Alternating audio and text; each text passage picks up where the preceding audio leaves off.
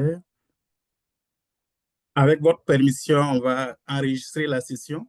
Avec votre permission. Alors, bonjour tout le monde. Bienvenue à ce 5e midi conférence en sécurité alimentaire. Peut-être avant d'aller plus loin, je vais vous demander de maintenir vos micros fermés, surtout pendant la communication, la présentation. On aura un moment où ce sera possible de pouvoir ouvrir vos micros pour interagir avec le conférencier. Alors, c'est vraiment un plaisir de vous accueillir à ce 5e midi conférence en sécurité alimentaire. Comme vous le savez, lorsqu'on parle d'insécurité alimentaire, c'est un enjeu mondial qui est complexe et multidimensionnel. On parle de 6 dimensions pour pouvoir justement appréhender, comprendre la sécurité alimentaire, c'est-à-dire la disponibilité, l'accessibilité, l'utilisation, la stabilité et aussi l'agentivité et la durabilité. Donc, ça fait que justement, ces genres de plateformes pour justement mettre en perspective, en avant des stratégies, des solutions innovantes et des résultats intéressants des recherches en vue de pouvoir améliorer la situation de sécurité alimentaire au niveau très local et international à tout son sens. Donc, fait qu'aujourd'hui, justement, dans le cadre de nos séries de midi-conférences en sécurité alimentaire, on s'intéresse à l'enjeu sur les pertes et gaspillage alimentaire en regardant au niveau international. Et pour ce faire, on accueille aujourd'hui notre conférencier, Dr Zongo, qui est titulaire d'un doctorat en agroéconomie de l'Université Laval. Il exerce actuellement comme économiste à Agriculture et Agroalimentaire Canada. Il a été expert invité à l'OCDE justement pour travailler sur ces questions-là. Et que justement, on va pouvoir l'entendre un peu sur justement les travaux qui ont été menés, les principaux résultats. Donc, la session, en gros, ça va se dérouler en 3 étapes. Dans un premier temps, on va lui donner la parole pour faire sa présentation, environ une trentaine de minutes. Après, on aura un temps d'échange pour les questions, les commentaires avec les participants. Et dans un troisième temps, on aura un moment où on retiendra les messages clés. Et je viendrai justement pour terminer avec les informations pour la prochaine session. Alors, sur ce, Dr Zongo, je te laisse la parole. Et tout au long de sa présentation, c'est possible, en utilisant le chat ou le clavardage, de poser vos questions. Mais on aura effectivement un temps où on pourra justement regarder les questions et les commentaires. Alors, bonne écoute, bonne présentation, Dr Zongo. Merci beaucoup. Je ne sais pas si vous m'entendez. Très bien. OK, merci beaucoup à Dr Lydie pour l'invitation, pour cette présentation. Merci à chacun d'être venu participer aujourd'hui à la discussion autour des pertes et gaspillages alimentaires. Je m'en vais partager mon écran pour screen. OK. Donc, j'espère que vous êtes en mesure de voir mon écran. Oui. Alors, donc, avant de commencer, je voudrais faire, voilà, préciser à ce que il y a déjà dit, je travaille dans une équipe au ministère de l'Agriculture du Canada, dans une équipe qui est chargée de faire des perspectives de moyen terme, c'est-à-dire faire des projections sur le développement du marché agricole dans les 10 prochaines années au niveau local, au niveau du Canada. Et c'est dans ce cadre que j'ai eu la chance de séjourner à l'OCDE et de participer cette année à l'élaboration de ce document perspective moyen terme de l'OCDE qui est mondial et qui fait aussi des projections, qui fait des projections sur le développement des marchés agricoles mondiaux et, euh, et qui a été utilisé comme référence pour faire un scénario, particulièrement cette année, un scénario sur les pertes et gaspillages alimentaires. Et dans le cadre de cette présentation, je voulais préciser que ça va être essentiellement basé sur les résultats du scénario auquel j'ai participé à l'OCDE. Et deuxième précision que je voulais faire, c'est que le sujet sur les pertes et gaspillage alimentaire est un sujet assez multidimensionnel, multifacette, qui fait que ce sera très prétentieux ou très ambitieux de ma part de vouloir couvrir tous les aspects. Alors ici, je peux préciser que je vais me focaliser sur l'aspect économique du sujet. Mais je sais qu'on a un public diversifié et que ben, les gens pourront à la suite apporter leur contribution selon leur spécialité pour enrichir le débat. Euh, donc, ceci dit, alors, au cours de cette présentation, je vais brièvement présenter ce que c'est que le Outlook, c'est-à-dire les perspectives de moyen terme de l'OCDE 2023-2033. Ensuite, pour comprendre le sujet, on va essayer de comprendre ce que c'est que les pertes alimentaires ou avant de discuter des sources de données et les états de lieu actuels et futurs. Ensuite, je vais présenter le scénario et discuter avant de faire la conclusion. Donc, au cours des échanges, comme a dit Elie, s'il y a des questions dans le chat ou à la fin de la présentation, vous aurez l'occasion de poser des questions et on pourra discuter ensemble. Alors, euh, pour commencer, comme je dis, les perspectives de moyen terme, c'est de l'OCDE, c'est le fruit d'une collaboration entre l'OCDE, l'Organisation pour la coopération et le développement économique, et l'Organisation des Nations unies pour l'alimentation et l'agriculture. C'est le fruit d'une coopération entre les deux organisations et qui résume un scénario de référence, c'est-à-dire ce qui est plausible sur le marché dans les 10 prochaines années, basé sur des hypothèses concernant des hypothèses macroéconomiques. C'est-à-dire, par exemple, si la productivité, si les conditions météorologiques, si les préférences des consommateurs et des paramètres politiques, agricoles et commerciaux restent stables, voilà ce qu'on attend dans 10 ans, sur une dizaine d'années, comment va se comporter, par exemple, les prix, les quantités produites, les quantités consommées, les exportations et les importations au cours des 10 prochaines années. Donc ici, je vous présente un peu l'évolution des prix des denrées alimentaires en termes réels au cours des 10 prochaines années. Donc, mais pour avoir une vue sur de long terme, j'ai commencé à présenter les données de 1961. Et quand vous regardez au niveau des prix, la tendance des prix est une tendance baissière à long terme, en termes réels, bien sûr. C'est vrai qu'avec des fluctuations, et la dernière en date de 2022 était due à la pandémie, mais les prix ont progressivement redescendu et qui se sont stabilisés sur un plateau et un peu supérieur au prix avant la pandémie. Donc, ça, ce sont les projections au niveau des prix mondiaux du soja, du blé, du maïs, du bœuf et du porc. Alors que nous parlons de la question de sécurité alimentaire, alors c'est important de regarder aussi qu'est-ce que les prévisions disent par rapport au futur de la consommation.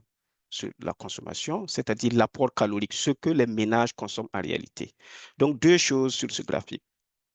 La première chose à regarder, c'est que de façon générale, et dans les pays à revenus faibles et à revenus moyens, la consommation devrait augmenter, dans les 10 prochaines années. Et dans les pays à revenus élevés, la consommation devrait augmenter, mais de façon marginale. C'est la première chose à regarder. La deuxième chose, c'est en termes de diversification, c'est-à-dire la composition du panier de consommation individuelle. Qu'est-ce qui se passe quand on regarde dans les pays à revenus élevés?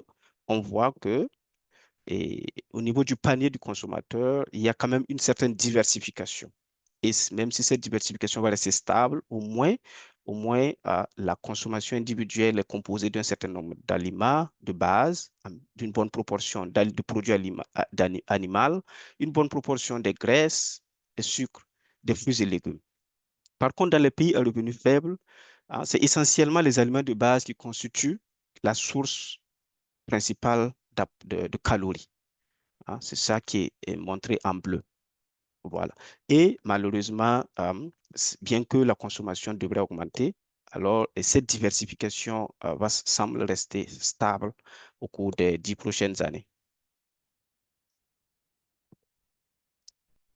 Alors, donc, pour comprendre un peu les pertes et gaspillage alimentaire qui est le vif de notre sujet, alors c'est important de comprendre que c'est un phénomène qui existe depuis les anciennes civilisations et c'est pas un phénomène très récent.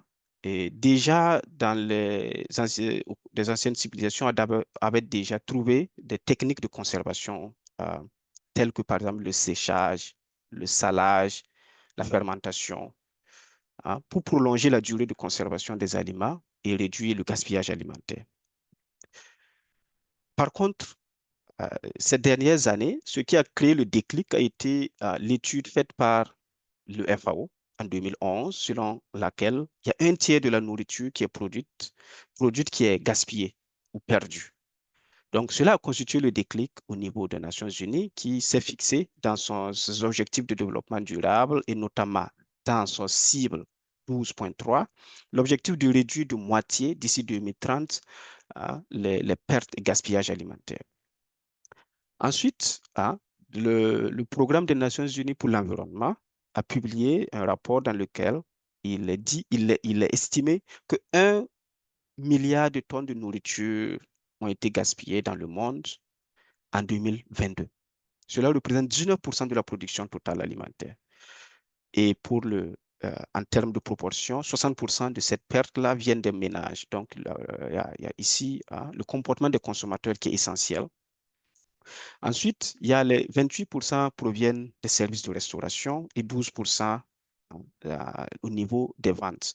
Donc, ce que le FAO a dit, c'était de façon générale, mais là, le Programme des Nations Unies pour l'environnement est allé un peu plus en détail et fournir des détails au niveau donc, des pertes par, par niveau de la chaîne alimentaire. Et les principaux facteurs de ces pertes et gaspillage alimentaire tout au long de la chaîne sont, sont de différentes ordres. La première, c'est une technologie inadéquate. Donc, ça, c'est selon un sondage de l'OCDE auprès de 9 pays. Et un emballage sous-optimal, une mauvaise gestion des aliments et le comportement des consommateurs.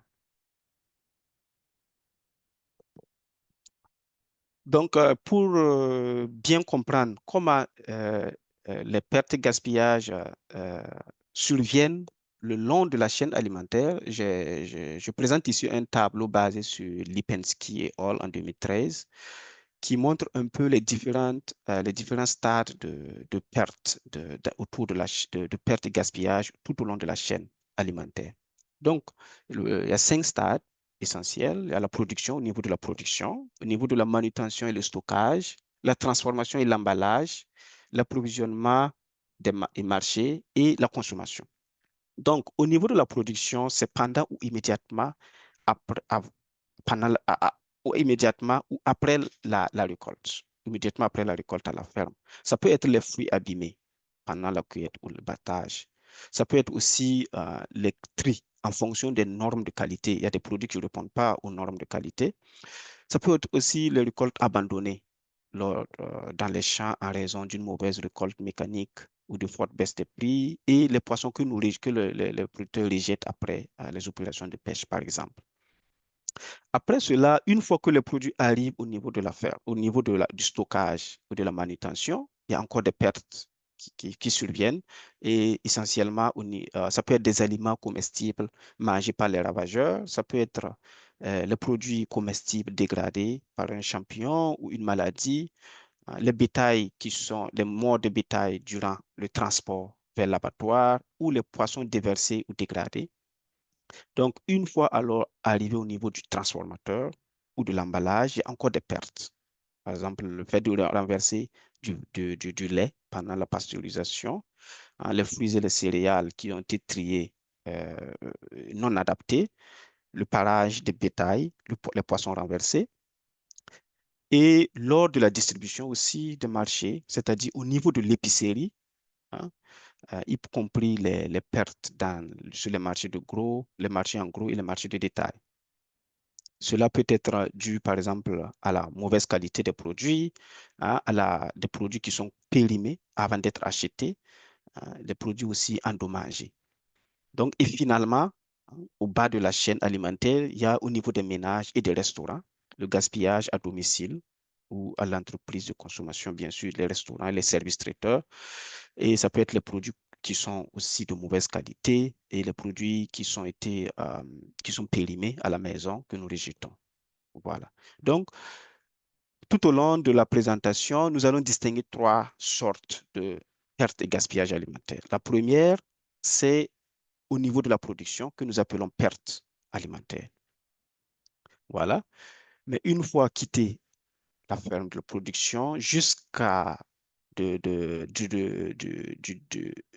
grossiste jusqu'au détail, jusqu'à à la, au ménage, on parle de gaspillage. On ne parle plus de perte, on parle de gaspillage. Et il y a deux types de gaspillage. Il y a le gaspillage au niveau de la distribution, c'est-à-dire des ventes en gros jusqu'à au ménage. Et le deuxième type de gaspillage, c'est le gaspillage des ménages. Donc, on aura les pertes au niveau de la production, on aura le gaspillage des distributeurs et le gaspillage au niveau des ménages. Alors, euh, une fois que ça c'est clair, on va maintenant regarder la source des données et l'état des lieux actuels et futurs du gaspillage. Parce que la qualité d'une bonne analyse, d'une bonne étude dépend de la qualité des données. Et ces données de l'OCDE proviennent essentiellement des données du FAO, du Programme des Nations Unies pour l'environnement et des objectifs du développement durable. Alors, l'OCDE, une des innovations de cette année a été d'intégrer ce facteur perte de données dans leur modèle. C'est un modèle d'équilibre partiel, récursif dynamique, qui à l'origine ne contenait pas, ne permettait pas l'analyse des pertes et gaspillage alimentaire. En conséquence, pour y arriver, l'OCDE a dû ajouter trois autres variables. Donc, au niveau du modèle. Donc, et ça va vous permettre de bien comprendre la suite. C'est-à-dire qu'il y a la production, mais la production est différente de ce qui est disponible, la disponibilité alimentaire. Donc, parce que la disponibilité alimentaire sera la production moins ce qui est perdu au niveau du producteur. Ensuite, donc, les grossistes reçoivent la disponibilité alimentaire et tout au long de la chaîne jusqu'au ménage, il y a encore des gaspillages qu'on appelle le gaspillage dans la distribution. Et ça, donc, la disponibilité alimentaire moins ce gaspillage au niveau de la distribution va donner la demande alimentaire. Et cette demande alimentaire n'est pas ce que les ménages vont effectivement consommer. Les ménages vont consommer la demande alimentaire moins ce qu'ils vont gaspiller. Donc, voilà la distinction. Donc, on a la consommation effective des ménages, c'est ce qu'ils vont pouvoir consommer, c'est-à-dire c'est ce qu'ils vont demander, moins ce qui sera gaspillé. Alors, qu'en est-il de l'état des lieux actuels et futurs du gaspillage et des pertes? Est-ce que nous sommes sur la voie d'atteindre les objectifs du développement durable des Nations Unies? Et pour ça, je présente ici un tableau qui vous montre un peu l'état actuel et futur. Quand on regarde hein, dans ce diapo, euh, on voit par chaîne, allez, par chaîne, on a une augmentation plutôt qu'une diminution. Donc, alors qu'on s'attend à une diminution au cours des années, des 10 prochaines années, il y a au contraire une diminution, une augmentation des pertes et gaspillages. Au niveau de la production, on aura 74 millions de tonnes de nourriture qui seront perdues à peu près d'ici 2033. La distribution, 37 millions de tonnes. Au niveau des ménages, plus importante, 116 millions de tonnes. Au total, on a 1817 millions de tonnes de nourriture qui seront perdues ou gaspillées d'ici 2030. Cela représente 2,8 millions de kilocalories total. Pour mettre cela en perspective, ça veut dire que cela équivaut au double, plus que le double de la nourriture, de calories consommées dans les pays dans les pays à revenu faible par année. c'est quand même énorme, ce qui sera les projections. Donc, on peut dire que si les tendances actuelles continuent, s'il n'y a pas une transformation des systèmes agroalimentaires mondiaux actuels, cette cible des objectifs de développement durable ne sera pas atteinte. Alors, donc pour comprendre, pour un peu mettre toujours en perspective l'état des lieux actuels, ici, il convient de regarder les parts de chaque produit alimentaire dans les pertes et le gaspillage total. Et quand vous regardez le graphique à gauche, les parts en quantité, on voit que les fruits et légumes en jaune et en vert représentent plus de 50% des pertes. Cela est dû, des pertes et gaspillage, cela est dû à leur nature périssable, mais aussi à leur durée de conservation très courte, relativement très courte par rapport aux autres. Donc, après cela, c'est suivi par les céréales, donc qui représentent 24% des pertes en termes de quantité, mais suivi par les tubercules et légumineuses. Quand on regarde la viande et les produits laitiers, les proportions semblent quand même relativement faibles.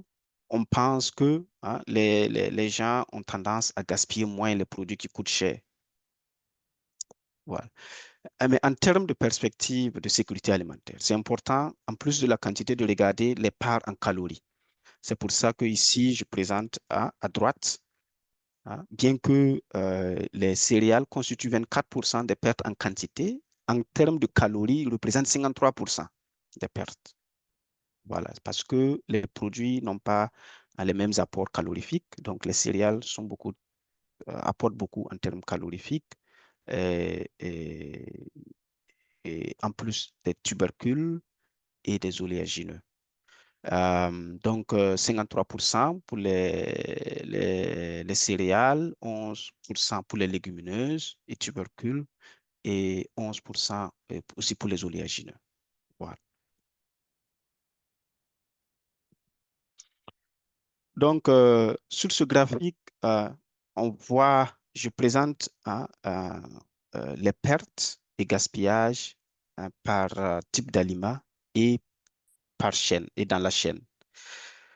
Donc, on regarde en général, les études montrent que les niveaux de perte et gaspillage agricole par habitant sont généralement plus élevés dans les pays riches. Ça, c'est une donnée. Les pays riches, la consommation est stable, mais il y a beaucoup plus de pertes et de gaspillage dans ces pays. Et ici, je présente, par exemple, le cas du Canada, où la majorité de la perte dans la viande, donc quand vous regardez en bleu, ce sont les pertes, c'est-à-dire au niveau de la production. En rouge, c'est du gaspillage dans la distribution ou l'approvisionnement, si vous voulez. Et en vert, c'est le gaspillage des ménages. Donc, quand on regarde au Canada, la majorité des pertes semblent par exemple, pour la viande et les céréales en particulier, semblent provenir de la source, c'est-à-dire au niveau de la production, pendant la collecte ou l'abattage des animaux. Par contre, pour les fruits et légumes, c'est beaucoup plus au niveau des ménages, le gaspillage. Voilà, toujours en raison de la qualité de leur nature périssable. Qu'en est-il des pays à revenus faibles? À revenus faibles, ça semble être beaucoup plus au niveau du consommateur que le problème se pose en termes de proportion. On voit que les pertes surviennent beaucoup au niveau du consommateur. Cela aussi, c'est en raison de l'accès illimité à la technologie, aux infrastructures, pour la réfrigération et c'est la logistique, l'accès limité à la logistique qui fait que on pense que ce qui fait que les pertes surviennent beaucoup plus au niveau du consommateur. Alors, donc, je vais ici maintenant présenter le scénario. Comme je disais, c'est une question multidimensionnelle, multifacette. Et ici, je vais présenter le scénario et l'analyse économique qui en découle. Alors, sur le plan économique, hein, je sais qu'il y a d'autres plans, il y a la sociologie, il y a la nutrition, mais sur le plan économique, le gaspillage et la perte alimentaire créent ce qu'on appelle une distorsion du marché. De façon plus simple, ça veut dire que en absence de perte et de, par exemple, de perte alimentaire ou de gaspillage alimentaire et ou de coûts, si le marché fonctionne librement et marché concurrentiel, en principe, le prix payé par le consommateur, c'est le prix reçu par le producteur. Mais cependant, en cas de perte agricole, hein, mettez-vous à la place d'un producteur qui supporte un coût C pour produire une quantité Q, par exemple, mais ce n'est pas cette quantité qui sera vendue sur le marché. Donc, il va vendre une quantité Q moins les pertes. Donc, en réalité, sa marge bénéficiaire est plus faible.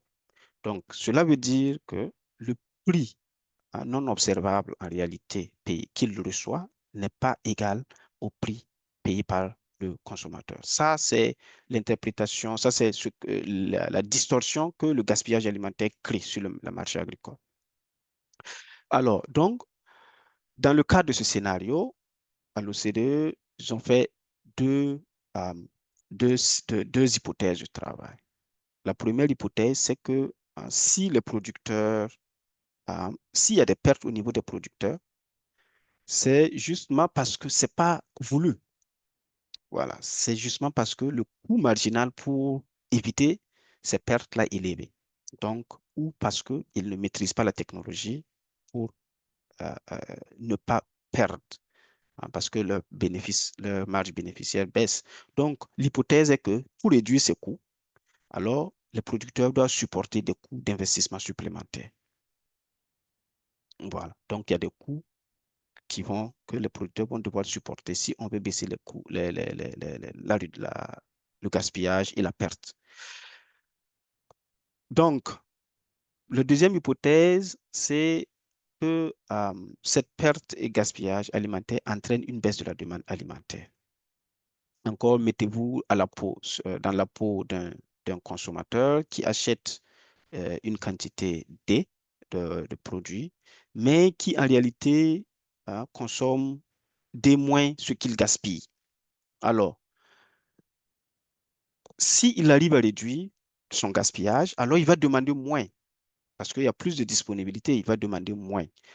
Bien que à la suite, on va expliquer. Donc, mais c'est important déjà de savoir cette distinction entre la demande alimentaire. Donc, il y a une baisse de la demande alimentaire. Ça, c'est sur le plan individuel. Mais sur le plan macroéconomique, ça va devenir une baisse de la demande d'importation.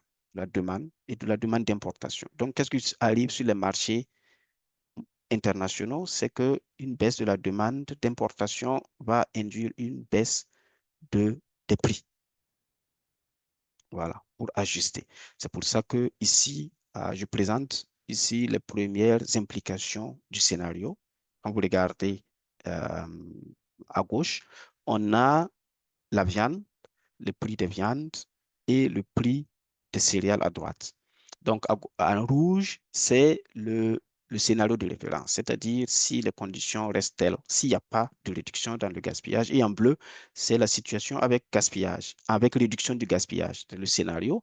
Donc, quand vous regardez, alors il y a, le scénario montre effectivement que les prix vont baisser si on arrive à réduire hein, le gaspillage et les pertes alimentaires. Et en termes bien sûr, de sécurité alimentaire, c'est important hein, parce que hein, la baisse des prix rend plus accessibles les produits en termes de quantité et en termes de qualité. Donc, je présente aussi l'impact du prix, l'impact sur les produits laitiers et les légumineuses. Voilà, donc c'est la même chose. On regarde, il y a une tendance donc à la baisse. Si dans le futur, il y a une réduction, si on arrive à réduire d'ici 2030, 30, les pertes et gaspillages alimentaires.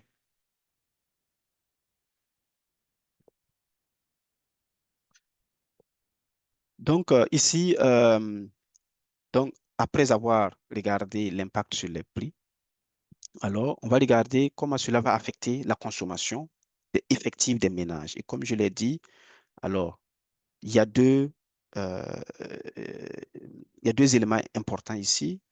C'est que, premièrement, dans tous les pays, la consommation des ménages va augmenter et pour beaucoup de produits. Cela va provenir de deux éléments essentiels.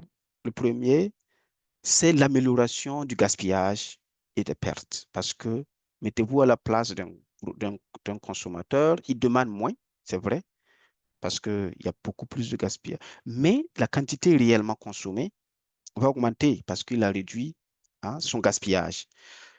Et ce qui est intéressant, c'est de voir la différence par pays, par groupe de pays. Donc, dans les pays à revenu faible, hein, dans les pays à revenu faible où le taux de prévalence de sous-alimentation est élevé, donc, et c'est dans ces pays semblent bénéficier plus en termes de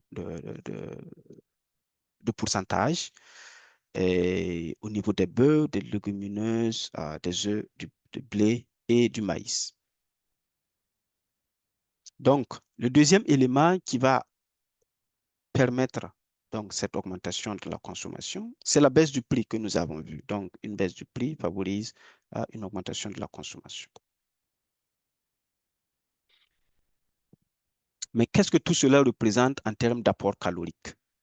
Voilà. En termes d'apport calorique, hein, ici en bleu, donc on voit que réduire le gaspillage alimentaire va permettre d'augmenter l'apport calorique de 5% au niveau mondial. Et dans les pays à revenus faibles, ça va aller jusqu'à presque 10%, presque 10%. Donc, c'est intéressant, euh, ce résultat. Et aussi, je présente ici l'impact au niveau, l'impact dans la réduction du gaz à effet de serre, donc l'impact au niveau environnement, parce que aussi, c'est une question essentielle actuelle et on ne peut pas parler de sécurité alimentaire aussi sans évoquer la question climatique, environnementale. Donc ici, du fait donc de la baisse de la demande, et de la production, on aura une amélioration des émissions des effets de gaz à effet de serre à l'horizon 2030.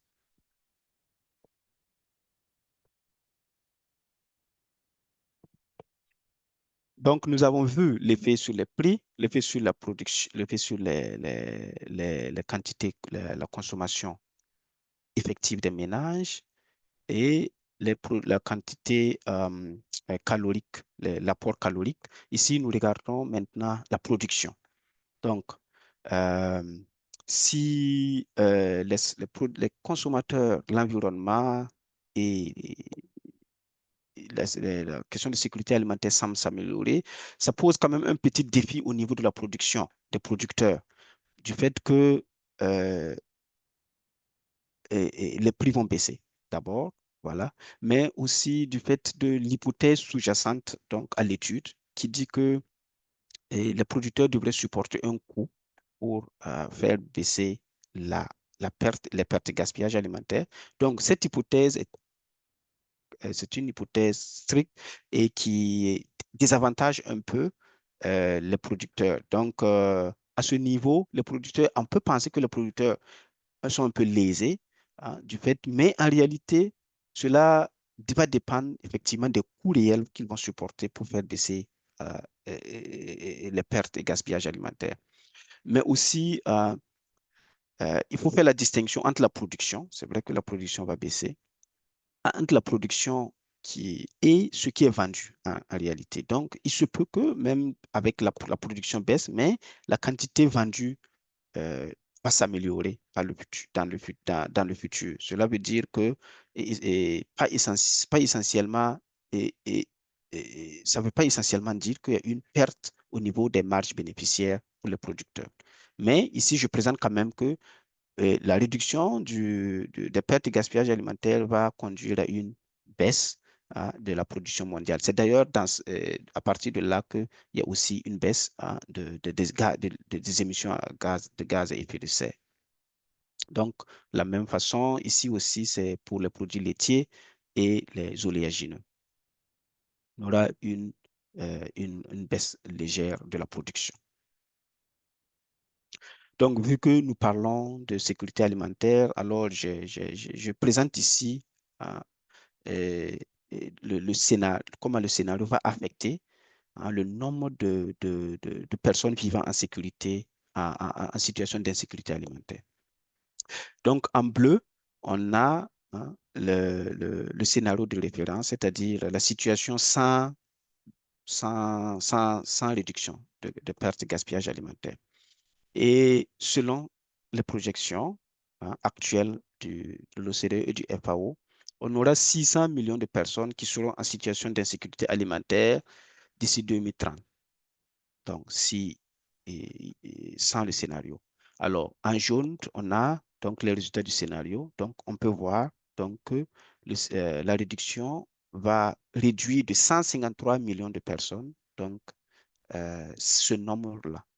Donc, on aura 153 millions de personnes qui vont quitter hein, en situation qui vont sortir la situation d'insécurité alimentaire dans le monde. Donc, ça, c'est un résultat quand même très intéressant. Et pour le mettre vraiment en perspective, alors, je présente ici les résultats hein, par groupe de pays. Donc, on a les pays à revenu faible, les pays à revenu moyen inférieur, les pays à revenu moyen et supérieur et les pays à revenu élevé. Alors, quand on regarde, donc, plus de 50% des personnes qui vont sortir de l'insécurité alimentaire proviendront des pays à revenu faible. Ça veut dire que, de façon générale, on prend la réduction de perte de gaspillage alimentaire va beaucoup plus bénéficier les pays qui font face à l'insécurité alimentaire. Donc, ainsi, donc, se termine la présentation donc, avec la conclusion. Donc, c'est pour dire que les pertes de gaspillage alimentaire vont être, c'est un défi et pas seulement national, mais un défi mondial. Et si le scénario présente des avantages pour les consommateurs, pour les producteurs, pour l'environnement et pour la sécurité alimentaire, alors ça pose quand même quelques défis. Voilà. C'est pour le producteur qui doit supporter des coûts hein, supplémentaires, mais aussi que sa mise en œuvre, la mise en œuvre de cette réduction-là nécessite de surmonter un certain nombre d'obstacles. Hein. Parmi ces obstacles, nous avons le comportement hein, du des consommateurs, alors qui joue un rôle très important. Donc, avec des facteurs tels que, par exemple, le manque de sensibilisation, donc la surconsommation, les achats excessifs, le rejet d'aliments encore comestibles, en raison des dates de péremption. Tout ça, ça constitue, hein, par exemple, des obstacles hein, au niveau des consommateurs. Donc, c'est important hein, et que nous soyons réunis aujourd'hui en grand nombre pour discuter de cette question. C'est déjà important parce qu'au niveau individuel, nous pouvons faire quelque chose hein, pour réduire ces pertes de gaspillage alimentaire. Et nous voyons déjà l'effet que cela pourrait avoir en termes d'insécurité alimentaire.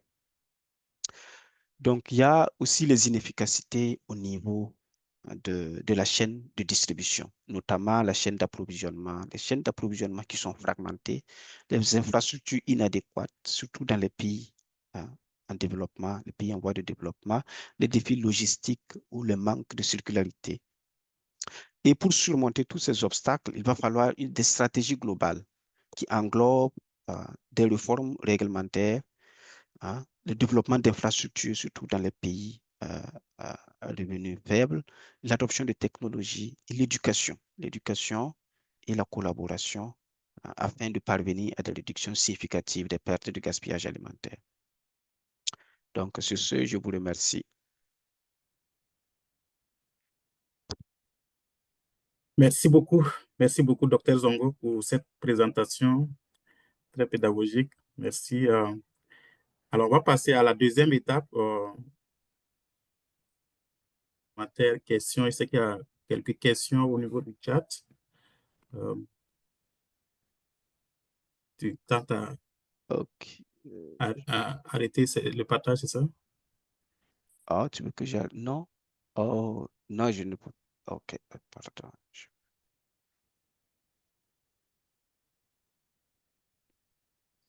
Ok, parce que je ne vois pas les mains, c'est pour ça que je Ouais. voulais... Mais on va peut-être, il y a quelques questions dans le chat. On Ok, va prendre. euh, il y a Mourad qui demande qu'est-ce que ces chiffres incluent. Est-ce que ces chiffres incluent les pertes de rendement pour diverses raisons? Est-ce que ta question est claire, Mourad? Tu parlais de quel chiffre? Allô, bonjour. Merci, Monsieur Zongo, pour cette belle présentation. Dans le fond, j'ai écrit avant de voir la deuxième diapo, puis j'ai vu la deuxième qui détaille toutes les pertes, puis j'ai eu ok, ma réponse dans la diapo. ok, Parfait. ok, Merci. ok, ok, Parfait. ok. Merci, Mourad. Une deuxième question dans le chat. Après, on va prendre ce qu'Ibrahima a levé la main. Qu'est-ce qui explique, Marie-Camille, qu'est-ce qui explique une tendance à la hausse du gaspillage alimentaire malgré les obstacles de développement durable, malgré les objectifs de développement durable? Qu'est-ce qui... oh, oui, ben, ça, c'est une bonne question. C'est comme je l'ai dit, il y a il y a plusieurs facteurs qui expliquent, hein. C'est vrai que c'est un objectif, mais est-ce que la coordination mondiale, comme j'ai dit, c'est quelque chose qui demande une coordination mondiale entre les États pour atteindre l'objectif, mais euh, ça reste quand même un défi. Mais je pense que c'est un objectif et plusieurs raisons peuvent expliquer pourquoi on est loin de la cible. Mais je, je, je ne peux, je ne connais pas toutes les raisons qui expliquent pourquoi on est loin de la cible. Je présente les états actuels, mais ça reste ouvert. Personnellement, je pense qu'il y a le comportement du consommateur qui est vraiment un élément essentiel. Donc, les gens n'ont pas encore très conscience de ce que cela représente en termes d'insécurité alimentaire et de ce que les efforts personnels peuvent avoir comme effet et, et les efforts individuels peuvent avoir comme effet. Donc, mais si il y a d'autres éléments qui peuvent justifier cela, je pense que c'est ouvert pour ceux qui peuvent apporter. Non, c'est un bon point, Dr Zongo. Je pense aussi qu'effectivement, c'est surtout avec la situation actuelle, je pense qu'il y a une prise, quand même, de plus en plus, il y a une prise de conscience générale là, Mhm. euh, qui fait qu'effectivement, comme c'est vraiment la loi du petit pas, hein, ça commence tranquillement. Mais avant la COVID, je dirais, bon, c'est sûr qu'il n'y avait pas, il y avait pas comme cette prise de conscience générale, on va dire comme ça, entre guillemets. Mais de plus en plus, les gens comprennent que, bon, c'est quand même un défi parce que le système alimentaire, là, tu parlais effectivement de gaspillage au niveau de la distribution. Le système alimentaire a beaucoup été ébranlé, fragilisé, justement avec que ce soit Covid, que ce soit la guerre en Ukraine et autres. Donc, ça a amené vraiment cette prise de conscience en général, donc tranquillement, euh, pas vite, mais en tout cas, je pense qu'il y a quelque chose qui est fait dans ce sens-là. Euh, Ibrahima, après, il y a une question dans le chat qu'on va pouvoir lire après. Ibrahima. Ouais, merci beaucoup Jean-Baptiste. Très belle présentation, très intéressante. En fait, je reviens un peu sur le comportement des... Parce que, bon, une bonne partie, on a bien compris qu'une bonne partie des pertes et gaspillages viennent des ménages avec 60% voilà, de gaspillage, perte gaspillage au niveau voilà, de ces acteurs-là. Et je questionne un peu le comportement du consommateur que tu as pointé tout à l'heure là. Est-ce que finalement, parce que tu sembles dire aussi qu'il y a une tendance à la baisse des prix, et donc est-ce que finalement, ce que je questionne un peu, c'est la relation entre le niveau des prix et puis le gaspillage. Est-ce que le gaspillage concerne principalement les aliments qui coûtent moins cher? Est-ce que les aliments qui coûtent cher sont également concernés par le gaspillage? Parce que je me demande, est-ce que finalement cette tendance à la baisse des prix, hein, ces gains de productivité qui permettent d'augmenter l'offre et puis qui permettent de baisser les prix, est-ce que finalement ça n'a pas un côté un peu vicieux dans la mesure où c'est voilà, le fait que ça soit plus accessible, la demande va augmenter, ça va encourager le gaspillage, etc. Et on va devoir produire davantage pour peut-être combler les besoins des consommateurs. Est-ce que c'est pas comme un cercle vicieux en fait? Le fait que les prix soient bas, est-ce que ça n'entraîne pas justement un comportement de gaspillage chez les ménages? C'est une question, je ne sais pas si tu as des réponses, tu as déjà réfléchi à ça ou pas. Oui, merci, professeur. C'est vrai que ça, c'est une question importante. Dans la présentation, et quand j'ai présenté un peu les pertes par groupe de produits, ici, comme je l'ai dit, effectivement, on a tendance à voir que les produits laitiers, comme les produits de la viande, par exemple, semblent être moins gaspillés.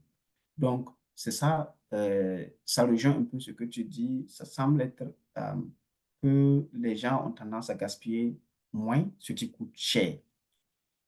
Mais en plus de ça, il y a le fait aussi, il y a la caractéristique du produit qui joue. C'est vrai qu'il y a le prix, mais il y a les caractéristiques comme les fruits et légumes, par exemple, qui sont des produits périssables et dont la durée de conservation aussi est relativement très courte par rapport aux autres.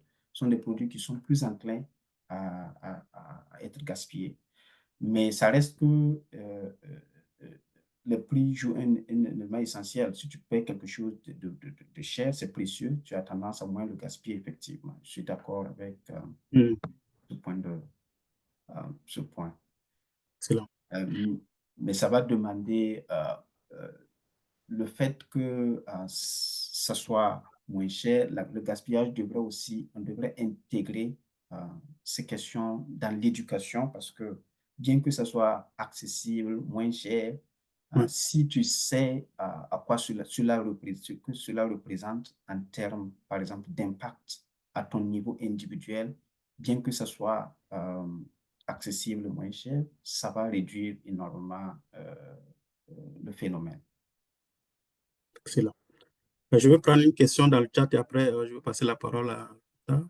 Qu'est-ce qui explique la question de comparer? Qu'est-ce qui explique la perte dans la viande et les céréales qui surviennent au niveau de la production au Canada? Au Canada. Ouais, donc, Et tu peux aller sur la diapositive, là. Tu avais une oui, diapositive. Ouais, ici, ouais. en fait, voilà, c'est ça. Ça veut dire, dans les données actuelles que nous avons, hein, on a les données actuelles montrent que, effectivement, en termes de pourcentage, les pertes semblent provenir pour la viande et les céréales pendant la récolte et l'abattage. Donc, les raisons peuvent être multiples, mais je pense que il y a il y a la technologie, la maîtrise de la technologie pour réduire au niveau des pertes, parce que là, ce sont des pertes au niveau des producteurs. Il y a beaucoup plus de peut-être la technologie, mais et au niveau des céréales et des viandes. Mais les raisons, je ne suis pas très sûr de pouvoir donner des raisons très spécifiques par rapport à ça. Et il y a au ministère, au sein du ministère, il y a une équipe qui est dédiée à l'étude de la vision du Canada en termes de gaspillage alimentaire qui est mise en place et qui seront beaucoup plus habilités à donner des informations beaucoup plus précises par rapport à ça.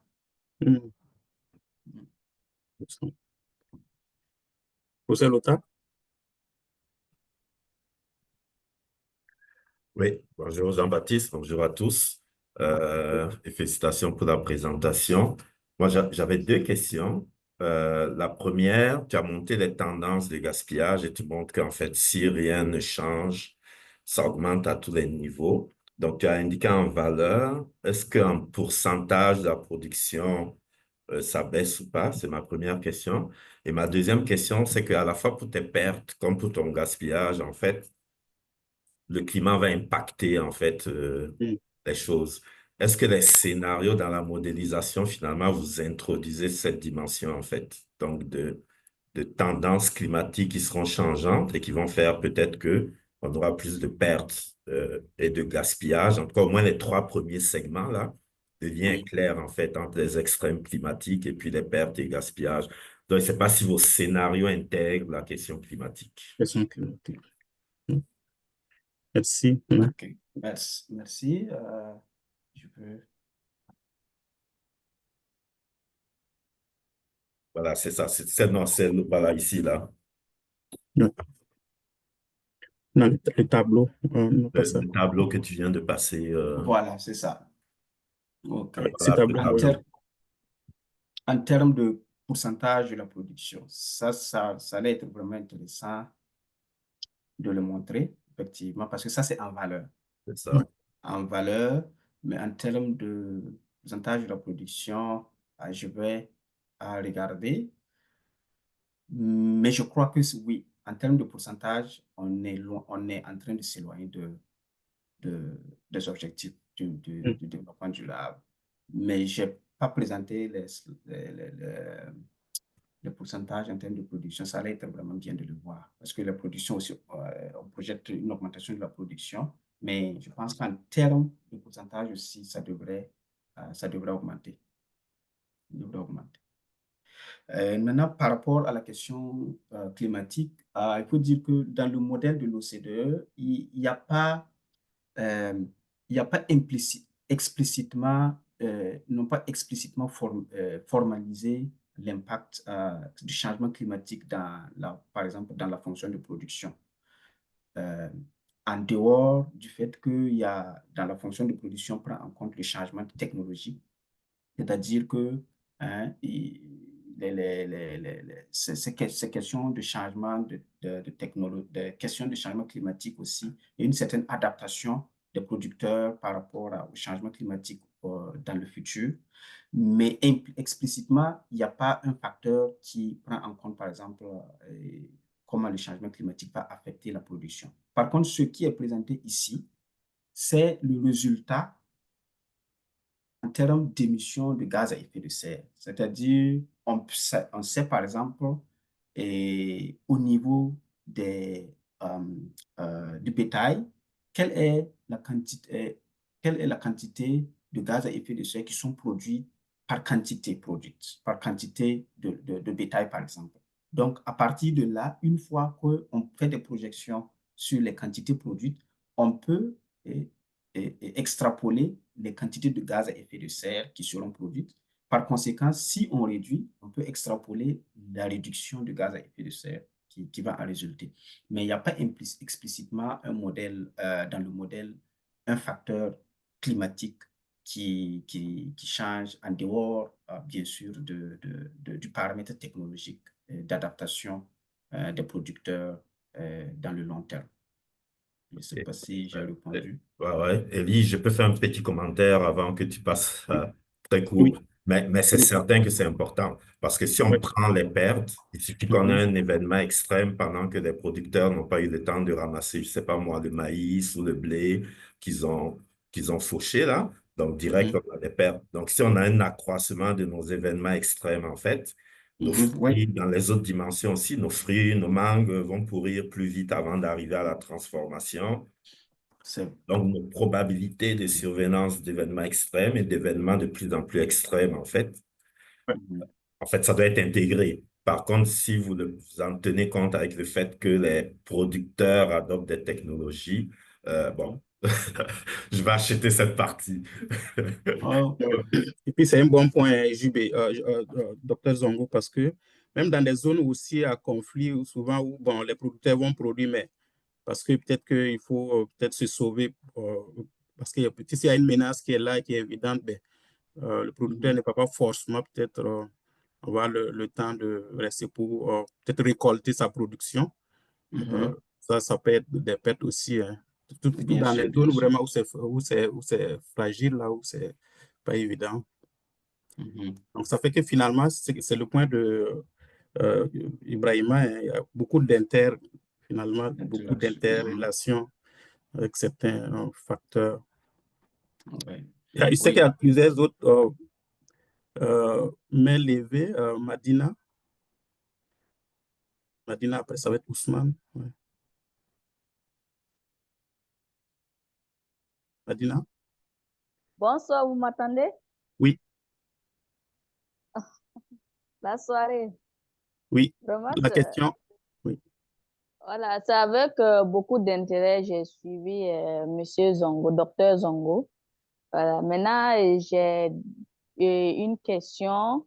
Et puis bon, peut-être, est-ce que dans le scénario que vous avez, dans le scénario, est-ce que vous avez pris en compte l'évolution des pratiques agroécologiques? Parce que quand j'ai compris, parce que la lutte contre le gaspillage alimentaire, c'est comme un couteau à double tranchant. Ça peut aider et comme ça peut nuire. Donc, ce qui m'a fait penser peut-être à l'agroécologie, au système agroécologique. Est-ce que le fait de vraiment voir les techniques agricoles, changer carrément de technique agricole, surtout dans les pays développés, ne pourrait pas être vraiment une solution au gaspillage alimentaire? Parce qu'avec ces productions, les produits comme les légumes et les fruits ont une grande durée de conservation par rapport aux techniques conventionnelles. Est-ce que vous avez déjà étudié ce scénario? J'aimerais avoir plus d'informations sur ça. Merci beaucoup. Merci, Madina. Docteur Zongo? Merci. Oui, merci pour la question.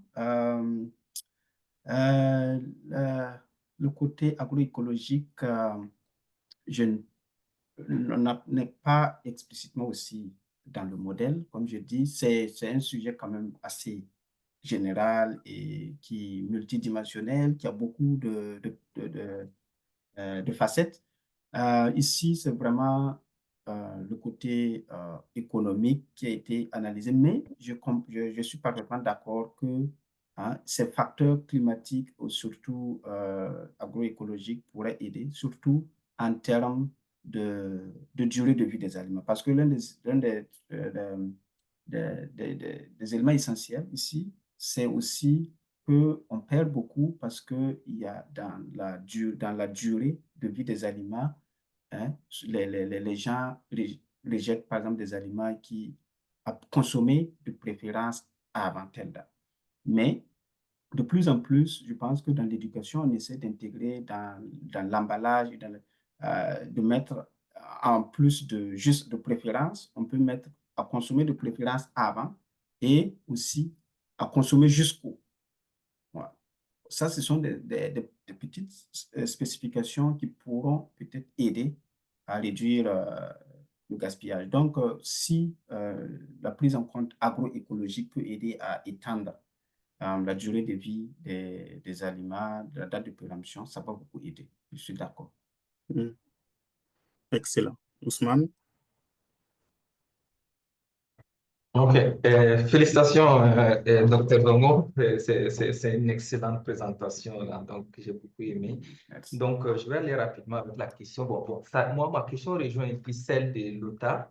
En fait, dans la construction des scénarios, je voulais un peu comprendre, en fait, c'est sur quels éléments, vous savez que pour réduire, par exemple, moi, je veux juste m'en tenir au niveau des pertes, c'est-à-dire au niveau de la production. Donc, de la production au transport. Donc, je vais juste maintenir juste au niveau des pertes, pas les gaspillages. OK. Donc, on sait que les pertes, là, ça va provenir de la façon du comportement en général des producteurs et des infrastructures dont ils disposent et que ces pertes peuvent s'aggraver avec les événements extrêmes, notamment sécheresse, que ce soit sécheresse ou encore inondation et autres. Maintenant, je voulais savoir, dans la construction des scénarios, est-ce que ces scénarios de 5% se basent sur quels facteurs, quels sont les facteurs qui sont pris en compte dans la construction de ces scénarios? OK, tu parles de 50%. C'est une réduction. Oui, c'est ça. OK. C'est ça. OK. Dans le scénario, il n'y a pas un changement de comportement du producteur. Dans le scénario, c'est un changement de la quantité perdue. C'est-à-dire, si le producteur arrive à réduire les quantités perdues, de 50%. Donc, c'est ça. Par contre, ils vont devoir supporter un coût supplémentaire, comme je l'ai dit, et ce coût additionnel, c'est un coût qui a été calculé sur la base du PIB par pays, mais l'un des projets futurs de l'organisation, c'est de travailler à être beaucoup plus précis au niveau de la construction de ce coût auquel le producteur fait face. Et parce que ça va demander des enquêtes, une collecte de données beaucoup plus précise au niveau des firmes pour savoir la réduction de telle quantité nécessite quel niveau de coût, par exemple, qu'il va devoir supporter. Mais de façon générale, il n'y a pas un changement dans le comportement du consommateur, du producteur, comme tu le dis. On suppose, toutes choses étant égales par ailleurs, il supporte un coût et il baisse, et il arrive à baisser sa quantité produite, comme la cible le veut, bien sûr. Je ne sais pas si j'ai bien compris la question. Non, c'est parfait, c'est excellent. OK. Excellent. Une question de Gérard dans le chat. J'aimerais savoir quels sont les facteurs à l'origine des gaspillages et pertes alimentaires selon les groupes de pays.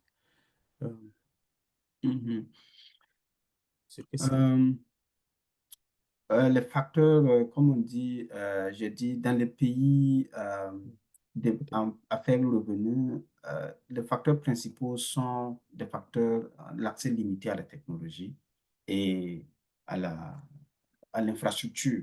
Donc, quand vous regardez, ça semble être moindre au niveau des producteurs qu'au niveau des ménages qui n'arrivent peut-être pas à la réfrigération. Vous voyez, par exemple, donc, le manque de logistique.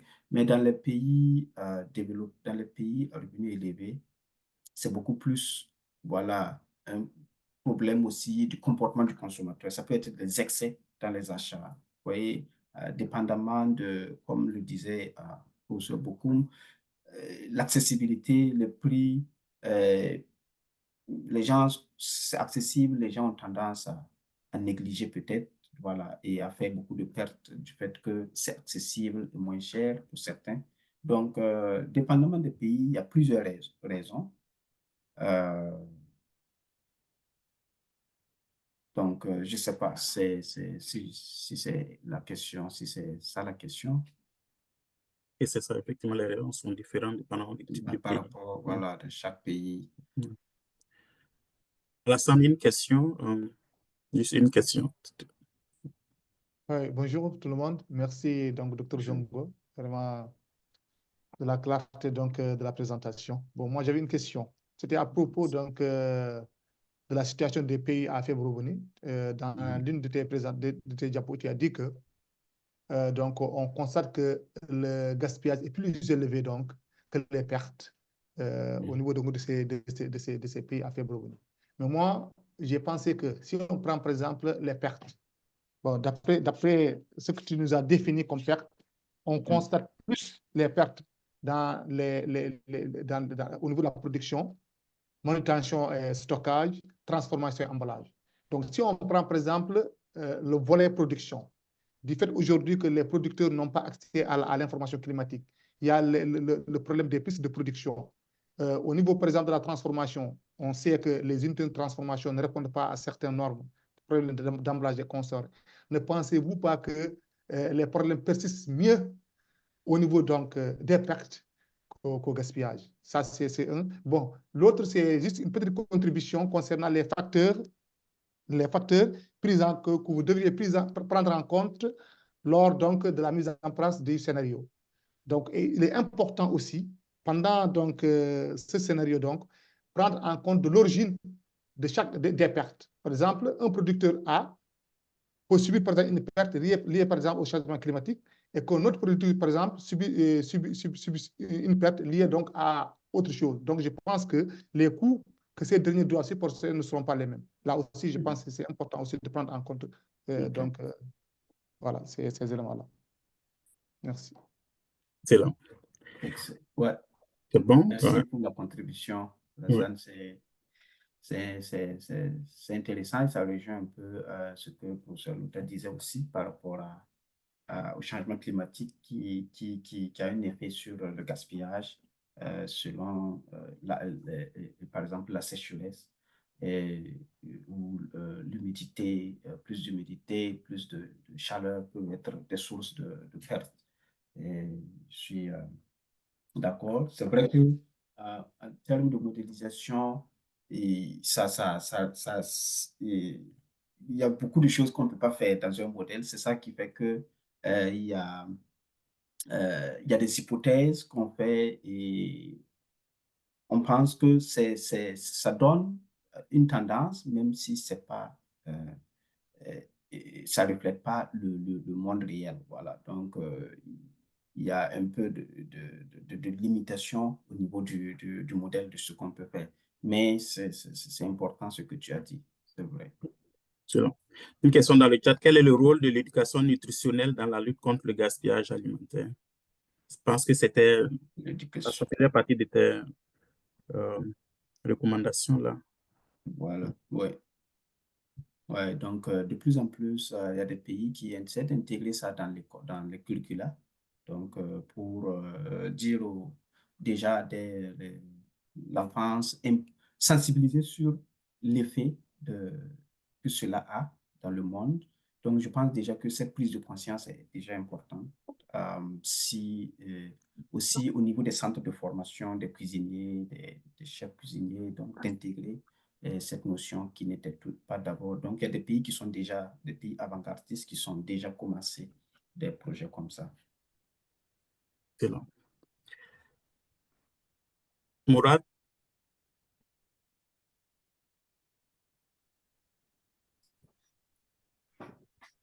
Ben, oui, je vais aller un peu, c'est plus une réflexion, mais moi, j'aimerais ça comprendre un peu le contexte des statistiques présentées pour le Canada, là, parce que je regarde 2019-2022, je regarde par exemple pour le secteur des viandes, puis c'est quand même assez élevé comme perte. Mais si on met ces statistiques-là dans le contexte dans lequel elles sont faites, est-ce que, mettons, le contexte de la crise commerciale avec la Chine, a fait en sorte que quand même on a eu énormément dans le secteur de pertes dans le secteur du porc. Quand même, c'est l'un des secteurs principaux en termes de production de viande d'ici. Et on sait qu'on a eu à euthanasier énormément de bêtes. Donc, est-ce que c'est pris dans ce contexte-là ou bien c'est vraiment, il n'y a pas, comme vous l'avez dit là, il n'y a pas de précision par rapport au contexte ni aux raisons de ces pertes-là. Ça, c'est dans un premier temps. Le deuxième, j'allais dans le même sens aussi pour les céréales. On sait que le contexte commercial est quand même quelque chose d'important pour les producteurs. Puis si on garde plus longtemps nos denrées, on va être sujet à ce qu'on appelle les ravageurs de denrées stockées. Donc on a beaucoup de pertes. C'est pas nécessairement voulu, même si on a les meilleures technologies là, de stockage du monde. Puis on va avoir quand même des insectes qui vont aller manger. Puis par rapport aux fruits, l'autre commentaire que j'allais faire, c'est la même chose. 2021, 2022, on a vécu quand même beaucoup de crises climatiques, là, tempête de neige, verglas, et puis inondations. Et comme vous le savez, je vous apprends rien non plus que on est quand même super dépendant en termes de conservation de nos denrées au niveau des ménages de l'électricité. Donc, dès qu'on n'a pas d'électricité, on va perdre tout ce qu'on a stocké, puis ça fait que les chiffres ils vont être un peu plus grands.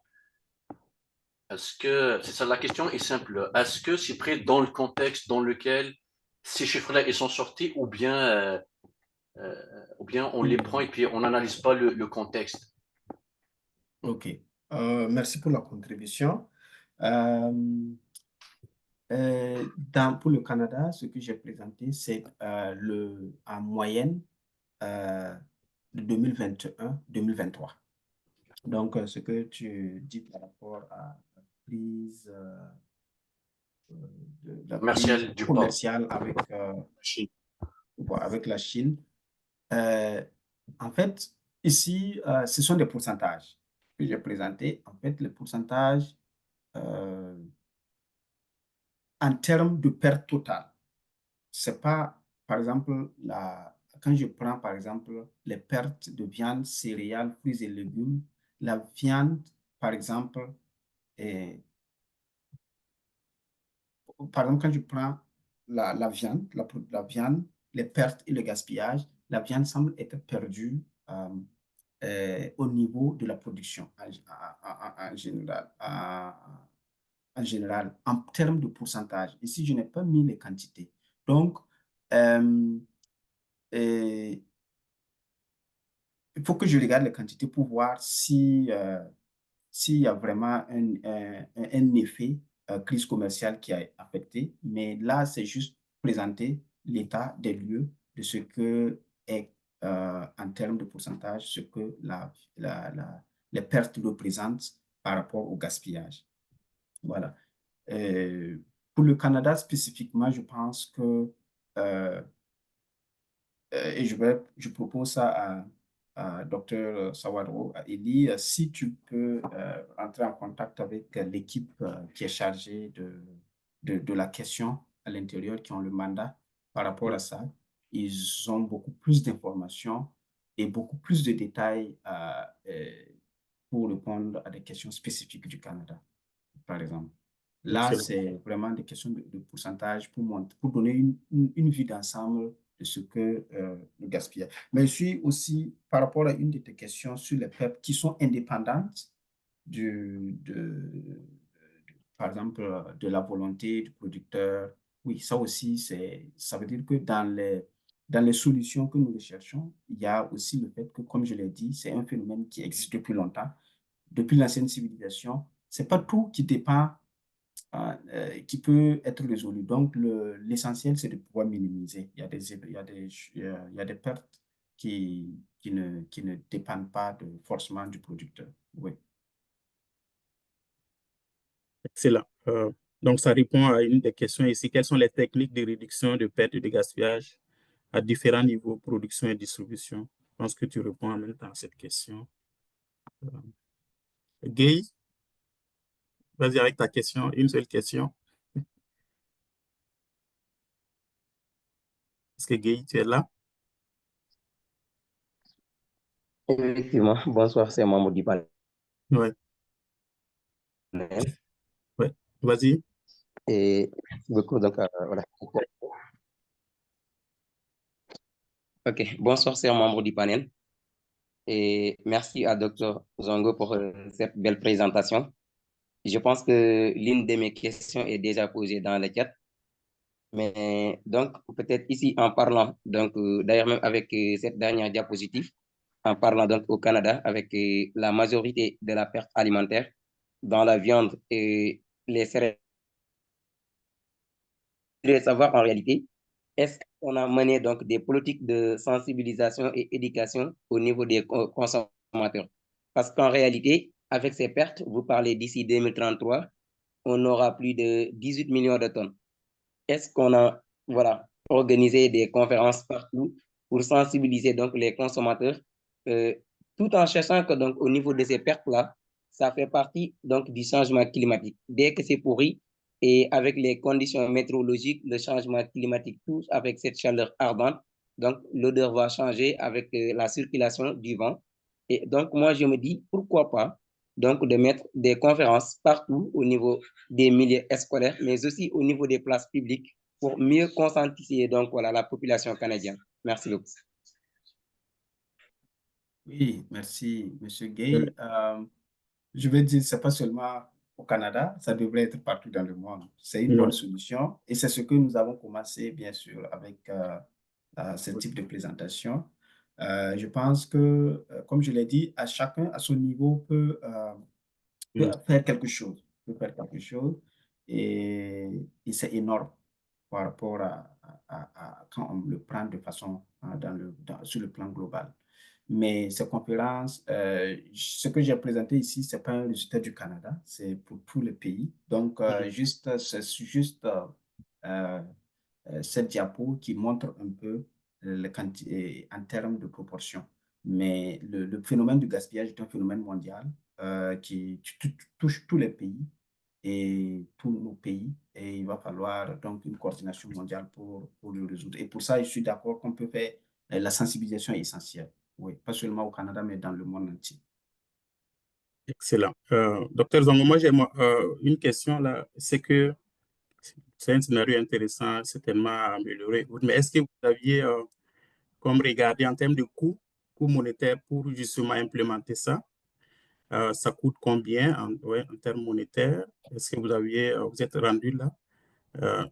C'est sûr que oui, on réduit à 50% et c'est possible de faire sortir 153 millions de personnes en situation d'insécurité alimentaire, mais ça a un coût.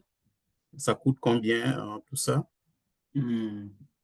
Ok, le coût d'implémentation Oui. de la réduction. Donc, ça coûte effectivement. Et comme j'ai dit, le coût est supporté. Dans la modélisation, le coût est supporté par le producteur. C'est vrai que c'est un modèle dans lequel on n'a pas une interaction. Par exemple, on n'a pas regardé en termes de subvention des États, comme cela peut faire, mais de façon simpliste, le coût est supporté par le producteur pour réduire ses pertes. Mais dans la mise en œuvre des politiques de réduction, il va falloir effectivement que les États se préparent. Par exemple, pour même les questions de sensibilisation, les questions de contribution, les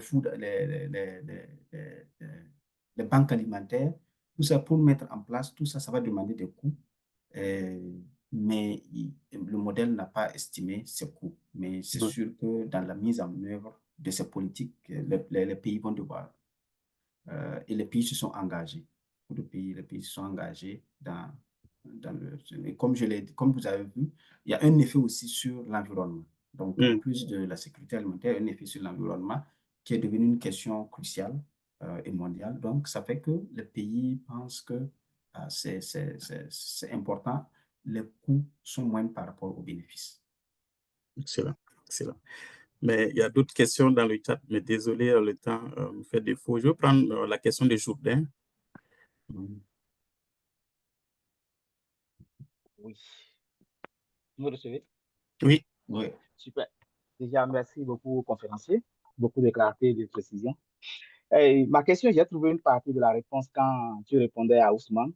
Ma question était de comprendre si les données et le scénario a pris en compte la distinction de la source de perte et de gaspillage. Parce que je pense que dépendamment de la source, de la raison, donc du coup, les implications seront différentes.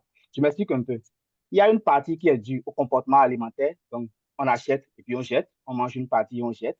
Ça, on peut le régler avec une sensibilisation de l'information et de l'éducation. Alors qu'il y a l'autre partie qui est due aux infrastructures, donc qui va demander de l'investissement et tout. Donc, dépendamment déjà de la source, il y a une distinction. Et en plus de ça, si on fait une réduction de 50% dans le gaspillage, donc la partie qu'on jette parce qu'on n'en a pas besoin, etc., ça va augmenter, ça va baisser la demande parce que les gens ne gaspillent plus. Donc, ça va baisser la demande avec d'autres implications comparé à quand on réduit 50% de la partie perte liée aux producteurs, aux infrastructures, où ça va augmenter la disponibilité alimentaire. Donc, je pense que c'est deux parties différentes avec des implications différentes et je sens que le modèle, en tout cas, j'ai compris quand tu répondais que ça tient compte de la partie perte, la partie des producteurs et autres, et pas forcément de la partie gaspillage. Et je me demandais si vous avez les données, pourquoi ne pas faire 50% partie perte, 50% côté gaspillage, ou bien moitié-moitié de deux côtés pour voir ce que ça apporte comme perspective. C'était juste ce que je voulais apporter. Merci. Oui, merci pour la question. Oui, la première réponse est oui. Ça tient compte dans la chaîne de distribution, dans la chaîne de distribution, parce que le coût est supporté par le producteur. Donc, déjà, à ce niveau, c'est différent du gaspillage. Mais ce qui est important de savoir, c'est que dans le modèle, les consommateurs n'ont pas à supporter un coût pour quelque chose que, peu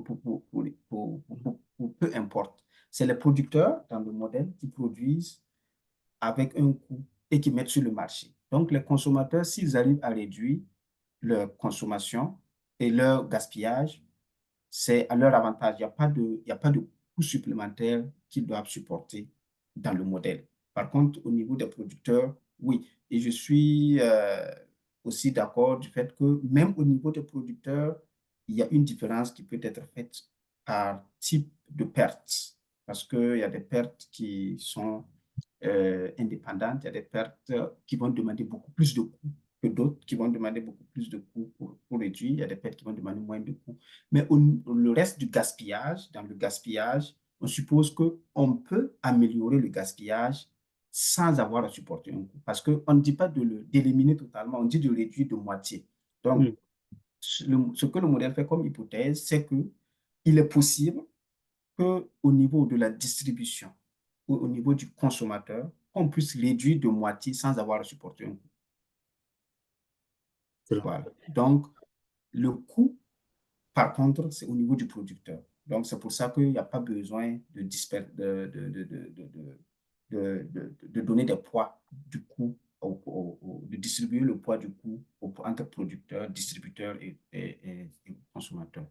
Logiquement, le consommateur peut, par un changement de comportement, comme tu l'as dit, il peut réduire ses pertes. Il n'a pas à supporter un coût pour ça. C'est la même chose au niveau du distributeur, dans le transport, il peut réduire au moins de moitié. Tu vois. Excellent. Je vais lire un commentaire du professeur Bruno Larue dans le chat. Par rapport à l'euthanasie d'animaux sur la ferme, il a été avancé qu'une cause est les conflits commerciaux. J'aimerais rectifier. Les animaux qui ont été euthanasiés en grande quantité dans les dernières années furent des poulets, pas des porcs. Et c'était à cause d'un conflit de travail dans un abattoir. OK. Excellent, c'est bon, merci. Merci, professeur. Mais oui, c'est sûr qu'il y a d'autres questions, mais on ne reste pas beaucoup de temps, on va arrêter comme ça. Et je vais justement à la troisième étape où on disait qu'on allait comme en groupe synthétiser les messages clés à retenir de cette session. Que je vais inviter Alassane et puis après Josué de nous résumer en quelques messages clés la discussion. Vous avez juste 5 minutes. Alassane, vas-y. Ton micro est fermé.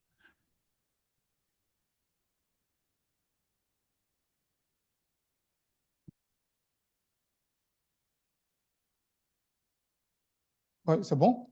Oui.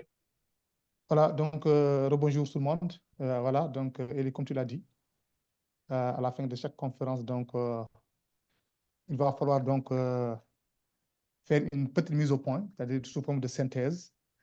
Voilà, donc, ce qui a été retenu d'abord, donc, pendant cette présentation, donc, plusieurs thèmes ont été abordés, à savoir, par exemple, les prix donc, des denrées suite à l'avènement de la COVID.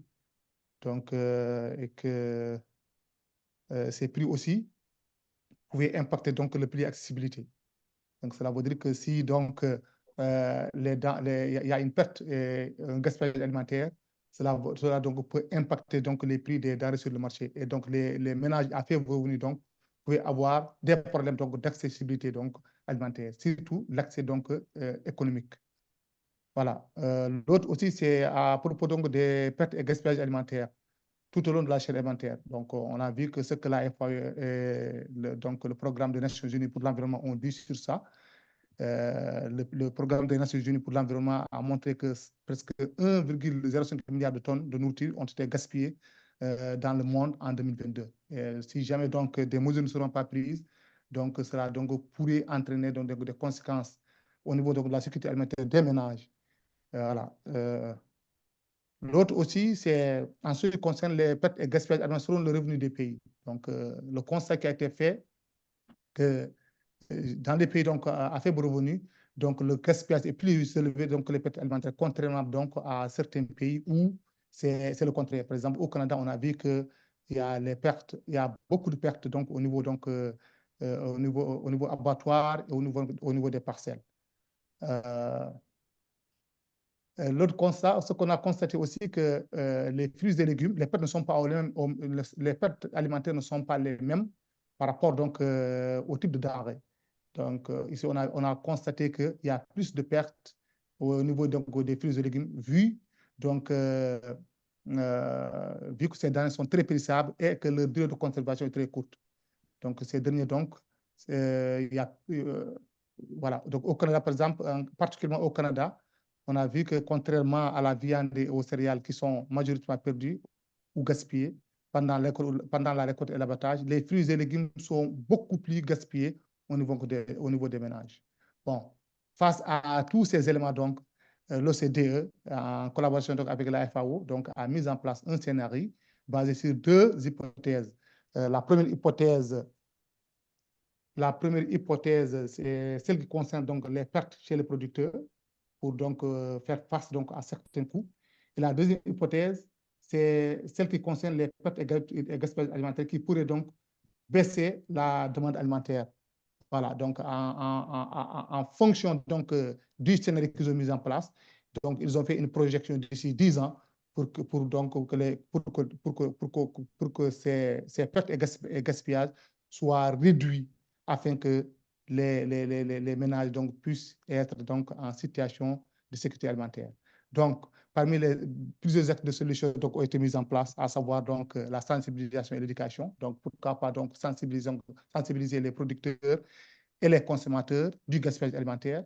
Mais aussi, il est important aussi de mettre en place dans les écoles, ou bien dans les centres de formation professionnelle, donc, des programmes pour, donc, dès le bas âge, faire comprendre à nos enfants que vraiment, il nous faut réduire donc, les pertes et gaspillage alimentaire.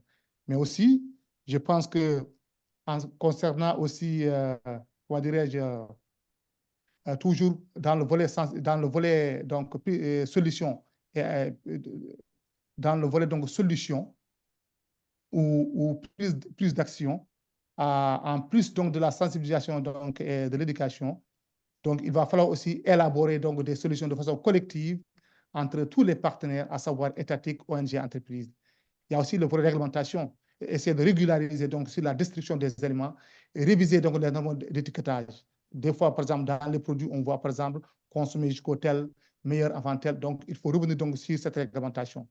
Il y a aussi le fait d'améliorer donc, les infrastructures, que ce soit au niveau de la production, au niveau donc, des chaînes d'approvisionnement, au niveau aussi des technologies de conservation.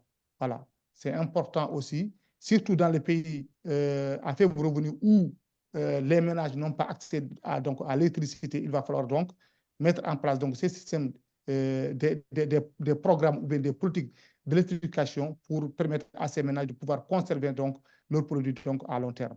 Voilà, donc en grosso modo, je vais laisser la place à mon partenaire pour qu'il puisse aussi développer donc, les points qu'il a eu à retenir. Merci. Mais tu ne donnes pas beaucoup de temps à Josier. 2 minutes, Josier.